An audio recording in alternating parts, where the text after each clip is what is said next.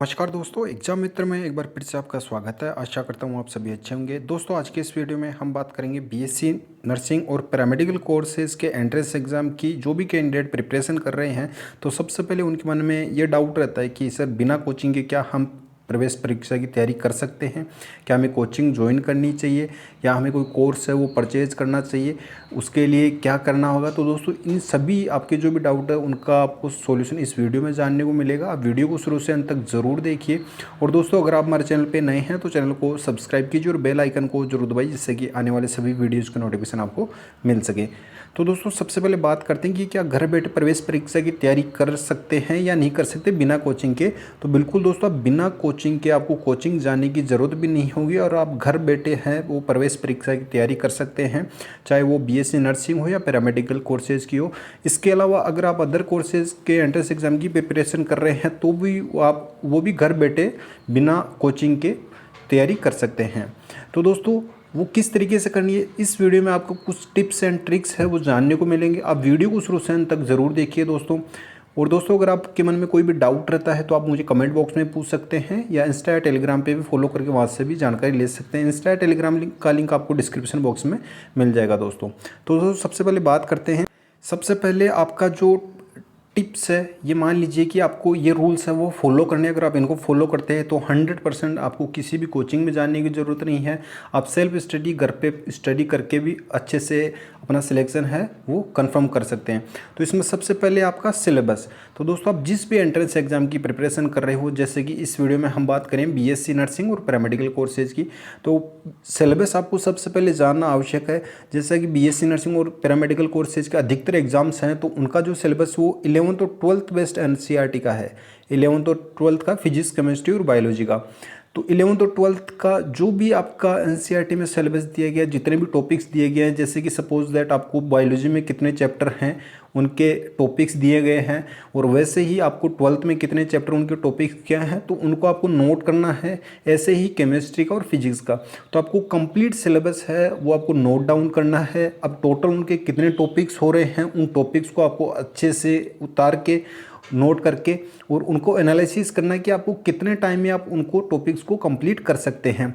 तो सबसे पहले आपको जानना है सिलेबस को। किसी भी एंट्रेंस एग्जाम की अगर आप प्रिपरेशन कर रहे हो तो आपको सिलेबस जानना आवश्यक है। बिना सिलेबस के आप दोस्तों उस एंट्रेंस एग्जाम को क्रैक नहीं कर सकते, क्योंकि सिलेबस में होता क्या है कि कुछ एंट्रेंस एग्जाम ऐसे हैं जिनमें कम सिलेबस दिया होता है और कुछ एंट्रेंस एग्जाम में सिलेबस है वो काफ़ी लंबा चौड़ा दिया होता है। तो उन सिलेबस को आपको जानना आवश्यक होता है। तो सबसे पहला आपका जो पॉइंट है वो सिलेबस जानना है। अब बीएससी नर्सिंग और पैरामेडिकल का जो जितने भी है, जैसे बीएचयू है, एम्स है, आरयूएचएस है, तो इनके अंडर ऐसे एग्जाम हैं तो उनमें अलग अलग सिलेबस दिए गए, कुछ में थोड़े कम टॉपिक्स दिए गए हैं, कुछ में कंप्लीट टॉपिक्स दिए गए हैं। तो वो आपको सबसे पहले जानना आवश्यक है। बिना सिलेबस का आप एंट्रेंस एग्जाम को क्रैक नहीं कर सकते, क्योंकि 11th और 12th की एनसीईआरटी भी कंप्लीट दी हुई होती है तो बहुत बड़ी हो जाती है। उस सिलेबस को कंप्लीट करना आपके लिए नामुमकिन सा रहता है। तो जैसा कि एम्स में दिया गया 11th और 12th का कंप्लीट एनसीईआरटी है। ये एम्स है जो एक प्रेस्टिजियस एग्ज़ाम है, यूनिवर्सिटी भी है, तो हर बच्चा चाहता है कि एम्स में उनका एडमिशन हो। तो ऐसे ही बीएचयू में रहता है, आरयूएचएस में होता है, आईपीयू में। तो इसी तरीके से जो जितने भी स्टेट लेवल के एंट्रेंस एग्जाम कंडक्ट करवाए जाते हैं उनमें भी सिलेबस अलग अलग रहता है। तो आपको सिलेबस जानना सबसे अति आवश्यक है। जो सेकंड बात करते हैं दोस्तों, वो है आपका प्रीवियस ईयर क्वेश्चन पेपर।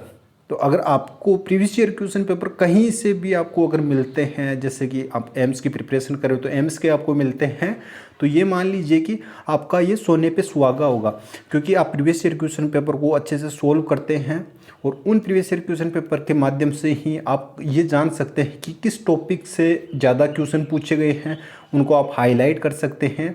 और साथ ही आप ये भी आकलन कर सकते हैं कि किस तरीके का जो पेपर पैटर्न है वो पिछले वर्षों में पूछा गया है। तो पेपर पैटर्न के अलावा आप इम्पोर्टेंट टॉपिक्स हैं वो भी आप हाईलाइट कर सकते हैं, जिससे कि आप उन पे ज़्यादा फोर्स कर सकते हो, उनको आप बार बार रिवाइज कर सकते हो। क्योंकि जो प्रीवियस ईयर क्वेश्चन पेपर में जिन टॉपिक से क्वेश्चन पूछे जाते हैं, अधिकतर उन्हीं में से ही बार बार रिवाइज करके क्वेश्चन है वो आपसे पूछे जाते हैं। और कुछ एक बार तो ऐसा होता है कि जो प्रीवियस ईयर क्वेश्चन पेपर में जो आपसे क्वेश्चन पूछे गए हैं एज इट इज़ वैसे के वैसे ही क्वेश्चन आपसे पूछे जाते हैं। तो अगर आप किसी भी एंट्रेंस एग्जाम की प्रिपरेशन कर रहे हो तो अगर आपको प्रीवियस ईयर क्वेश्चन पेपर आपको मिलते हैं तो आप उनको 100% आप उनको सोल्व कीजिए। आप अपना शेड्यूल बना के अगर आप वो कंप्लीट करते हो दोस्तों, तो आपका ये मान के चलिए कि आप एंट्रेंस एग्जाम की प्रिपरेशन कर रहे हो तो उसमें आपका 50% जो आपका सिलेबस है वो आपका प्रीवियस ईयर क्वेश्चन पेपर के माध्यम से ही सोल्व हो जाता है। तो PYQ है, ये प्रीवियस ईयर क्वेश्चन पेपर है, ये आपके लिए उतने ही इंपॉर्टेंट हैं दोस्तों जितना कि आपका एप्लीकेशन फॉर्म है। सबसे ज़्यादा इंपॉर्टेंट है ये आपके प्रीवियस ईयर क्वेश्चन पेपर हैं जो आपको अच्छे से सोल्व करने हैं दोस्तों। तो इनको आप कहीं भी मिले उनको सोल्व करना है। थर्ड पॉइंट आता है दोस्तों बुक लिस्ट का। बुक लिस्ट का आपके पास में अच्छी बुक्स होनी चाहिए। आपके पास अच्छी बुक्स होगी तभी आप अच्छे से आपके कंसेप्ट है वो क्लियर कर पाएंगे। अच्छी बुक्स में भी कौन से होते हैं, जैसे 11th और 12th NCERT है दोस्तों। अधिकतर एग्जाम्स में ये तो कंप्लीट ही सिलेबस पूछा जाता है। तो 11th और 12th का NCERT बेस्ड कंप्लीट सिलेबस की आपके पास बुक होनी चाहिए, फिजिक्स, केमिस्ट्री और बायोलॉजी की। बायो का पार्ट है कुछ एग्जाम्स में ज़्यादा पूछा जाता है और कुछ एग्जाम्स में है बायो का वो इक्वल्स रहता है। तो आपको इन तीनों पार्ट की आपके पास बुक्स होनी चाहिए NCERT बेस्ड, जिसमें आपके कंसेप्ट क्लियर हो सके। और इसी के बेसिस पे ही आप अपना जो क्वेश्चन सीरीज़ हैं ये आपके कंसेप्ट क्लियर करने के लिए बुक है दोस्तों। और जो सेकंड है आपके, अगर MCQ की बुक है आपके पास में तो आप MCQ की बुक भी आप ज़रूर प्रेफर कीजिए दोस्तों। ये आपके लिए सबसे मोस्ट इम्पोर्टेंट है, क्योंकि अगर आपने एक चैप्टर कंप्लीट अच्छे से किया है तो उसका आपको आकलन करना है कि इस चैप्टर में से आपके कौन सा टॉपिक है जो सबसे वीक है, वो आप अपने आप का एनालिसिस किस तरीके से कर पाएंगे, वो आप MCQ की बुक के आप बेस पे ही कर पाएंगे। क्योंकि एक चैप्टर में कितने क्वेश्चन आपसे पूछे गए हैं तो उनको अगर आप सोल्व करोगे तो उनमें आपको पता चल जाएगा कि आपने कौन सा इस एक चैप्टर में टॉपिक को है आपका वीक है, तो उसको आप अच्छे से रिवाइज कर सकते हो। और MCQ बेस अगर आप बुक अच्छे से रीड करते हो तो उस बेसिस पे आपको टेस्ट सीरीज भी लगाने की ज़रूरत नहीं होती है। तो दोस्तों ये जो बुक्स हैं वो ये आपको आसानी से मिल नहीं पाती हैं, क्योंकि BSc नर्सिंग और पैरामेडिकल कोर्सेज़ की आपको मार्केट में भी कोई ऐसे स्पेशल बुक्स नहीं अवेलेबल होगी। तो इसके लिए मैंने दोस्तों आपको डिस्क्रिप्शन बॉक्स में लिंक दे रखा है।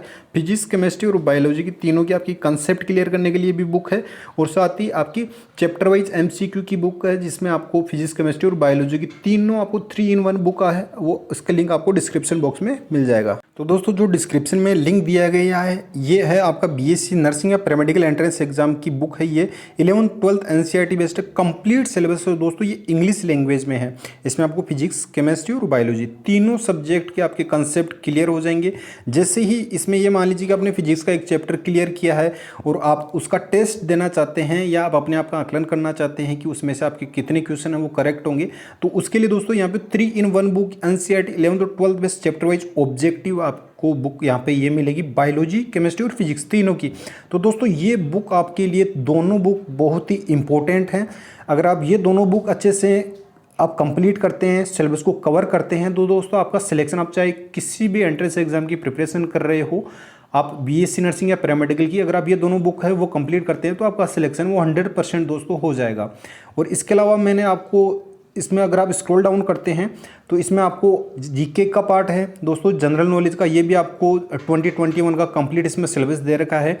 और हिंदी वाले बच्चों के लिए दोस्तों ये इंग्लिश में है 3-in-1 बुक, और हिंदी वाले बच्चों के लिए दोस्तों यहाँ पे मैंने फिजिक्स की दे रखी है, केमिस्ट्री की दे रखी है, और साथ ही आपको बायोलॉजी की भी। ये हिंदी वाले बच्चों के लिए अगर आप ये बुक रीड करते हो तो आपके सारे कंप्लीट जो कंसेप्ट हैं वो आपके इनके माध्यम से आप कंप्लीट कर सकते हैं दोस्तों ये संपूर्ण आपको यहाँ पे मिलेगा। और अगर आप अलग अलग आप परचेज करना चाहते हैं NCERT बेस्ड तो आपको यहाँ पे सारा स्टडी मटेरियल आपको मिल जाएगा। और अगर आपको प्रीवियस ईयर क्वेश्चन पेपर लेना है दोस्तों, एम्स का बता रहा हूँ दोस्तों, तो एम्स का आप यहाँ से परचेज कर सकते हैं। सारे के सारे लिंक है दोस्तों वो आपको डिस्क्रिप्शन बॉक्स में मिल जाएंगे। कोई भी डाउट है दोस्तों तो कमेंट बॉक्स में पूछ सकते हैं, इंस्टा या टेलीग्राम पे फॉलो करके वहाँ से भी आप मुझे इन्फॉर्मेशन ले सकते हैं दोस्तों। तो दोस्तों ये बात हो गई आपका स्टडी मटेरियल बुक लिस्ट का। अगर आपके पास में बुक लिस्ट है, आपके पास में अच्छी बुक्स हैं तो आप उनको अच्छे से रीड कर सकते हैं। अगर आपके पास में अवेलेबल नहीं है तो आप इनको परचेज करके, ये आपको PDF फॉर्मेट में मिलेगी, आप इनको अच्छे से रीड करके अपना सिलेक्शन वो सुनिश्चित कर सकते हैं। चाहे आप किसी भी एंट्रेंस एग्जाम की प्रिपरेशन कर रहे हो, चाहे आप RUHS की कर रहे हो, एम्स की कर रहे हो, IPU की कर रहे हो, या BCSE बिहार बोर्ड की कर रहे हो, या BHU की, कोई भी अगर इंडिया का BSc नर्सिंग या पैरामेडिकल एंट्रेंस एग्जाम की प्रिपरेशन कर रहे हो तो ये बुक्स आपके लिए बहुत ही हेल्पफुल रहेगी। तो दोस्तों ये बात होगी बुक लिस्ट की कि आपके पास में स्टैंडर्ड बुक्स होनी चाहिए और साथ में आपके पास में रेफरेंस बुक, जो मैंने आपको लिंक है वो डिस्क्रिप्शन बॉक्स में दे रखे हैं। आप ये बुक है ये PDF फॉर्मेट में डाउनलोड करके आप इनको अच्छे से अपने लैपटॉप में या मोबाइल में रीड कर सकते हैं। जहाँ भी आपको समय मिले वहाँ आप रीड कर सकते हैं। सकते हैं, और अगर आपको हार्ड कॉपी में चाहिए तो इसका प्रिंट आउट भी निकलवा सकते हैं। तो ये बात होगी दोस्तों, थर्ड पॉइंट आपका बुक लिस्ट का हो गया। अब जो फोर्थ पॉइंट है दोस्तों वो है मेकिंग नोट्स का। तो आप जैसे जैसे जिस चैप्टर को कंप्लीट करते जाएं दोस्तों, तो उसका आपको शॉर्ट नोट्स बनाने हैं। ये शॉर्ट नोट्स आपको जब आप एग्ज़ाम देने जाते हो तो दोस्तों उसमें आपके 2 या 3 दिन पहले आप रिवाइज करते हो तो कंप्लीट सिलेबस आप नहीं कर पाते हो। तो आपको उस टाइम पे जो सबसे हेल्पफुल रहते हैं वो रहते हैं आपके जो शॉर्ट नोट्स आपने बना रखे हैं, ये आपके लिए काफ़ी हेल्पफुल रहते हैं। आप इन शॉर्ट नोट्स के माध्यम से आप कंप्लीट सिलेबस है वो आप 2 से 3 दिन में कंप्लीट कर सकते हो। तो आप जिस भी चैप्टर को कंप्लीट कर रहे हो उसका आप 1 पेज में 2 पेज में आप शॉर्ट नोट्स ज़रूर बनाइए, ये काफ़ी हेल्पफुल रहते हैं आपका रिवीजन करने के लिए। तो दोस्तों ये हो गया आपका शॉर्ट नोट्स का। जो फिफ्थ पॉइंट है दोस्तों वो आपका है टाइम मैनेजमेंट का। ये सबसे इम्पोर्टेंट है दोस्तों। अब ये मान लीजिए कि आप एग्ज़ाम देने जा रहे हो और आपका जो क्वेश्चन पेपर है वो आपका 100 क्वेश्चन है, और 100 क्वेश्चन है वो आपका दिया जा रहा है 90 मिनट्स का। 90 मिनट्स का आपको टाइम दिया जा रहा है। तो दोस्तों इसके लिए आपको अपना टाइम मैनेजमेंट है वो सही से करना होगा। आप मॉडल पेपर है वो सॉल्व कीजिए, और आप अगर मॉडल पेपर आपको नहीं मिल पाते हैं दोस्तों तो आप ये डिसाइड कीजिए कि आप जो 100 क्वेश्चन है वो कितने टाइम में आप सोल्व कर सकते हैं। तो आपका ये टाइम मैनेजमेंट है, ये सबसे इम्पोर्टेंट है। आप जैसे ही एग्ज़ाम देने जाते हो और आपका जो टाइम है वो निकल जाता है, आपको सारे क्वेश्चन आ रहे हैं लेकिन आप 50 क्वेश्चन ही अटेम्प्ट कर पा रहे हो 90 मिनट में। ये मैंने फॉर एग्जांपल बताया है, अलग अलग एग्ज़ाम्स का अलग अलग टाइम ड्यूरेशन रहती है।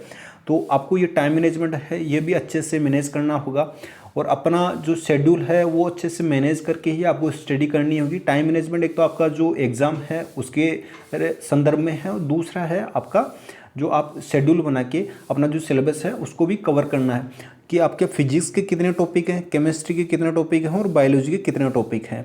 तो इन टॉपिक्स को जो टोटल आपका अगर मान के चलिए कि 11th और 12th बेस्ड एनसीईआरटी है तो उन टॉपिक्स को आपको अच्छे से नोट करना है, और उनको नोट करके आपको एक चैप्टर कितने टाइम में आपको कंप्लीट करना है या आपको एक फिक्स करना है, चाहे कुछ भी हो उस चैप्टर को आपको कंप्लीट करना ही है।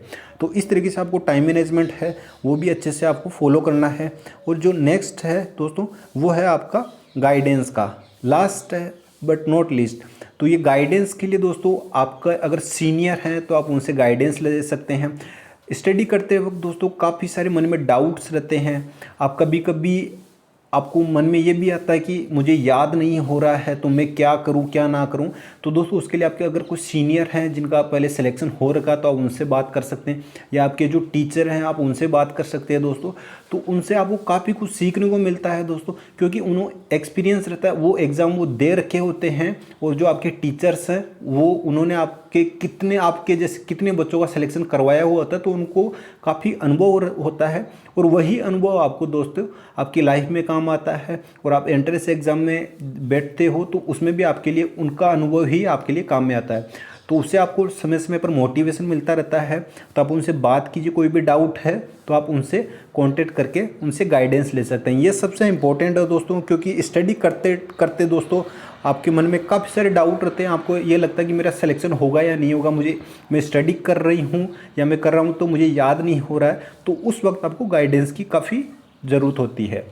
तो दोस्तों ये जो पॉइंट्स हैं, ये टिप्स एंड ट्रिक्स अगर हम इनको फॉलो करते हैं तो दोस्तों आप 100% आप चाहे कोई भी एग्ज़ाम की प्रिपरेशन कर रहे हो तो उसमें आपको 100% है वो सिलेक्शन हो जाता है। दोस्तों कोई भी डाउट है आपके मन में तो कमेंट बॉक्स में पूछ सकते हैं, या मुझे इंस्टा टेलीग्राम पे फॉलो करके वहाँ से भी इन्फॉर्मेशन ले सकते हैं। अगर आपको कोई गाइडेंस चाहिए दोस्तों तो आप मुझे इंस्टाग्राम पे फॉलो करके वहाँ से भी ले सकते हैं। अगर किसी भी तरीके का कोई भी डाउट है तो बाकी गाइडेंस दोस्तों मैं आपको वैसे प्रोवाइड करवाता रहता हूँ। अगर किसी भी बच्चे के मन में कोई डाउट रहता है या वो डिमोटिवेट हो जाते हैं तो मैं इंस्टा पे बात करके उन्हें भी प्रोवाइड करवाता। तो अगर कोई भी डाउट है तो आप मुझे वहाँ से भी पूछ सकते हैं। आई होप आपको दोस्तों ये वीडियो पसंद आया होगा। वीडियो पसंद आया दोस्तों वीडियो को लाइक करें, शेयर करें। धन्यवाद। जय हिंद, जय भारत।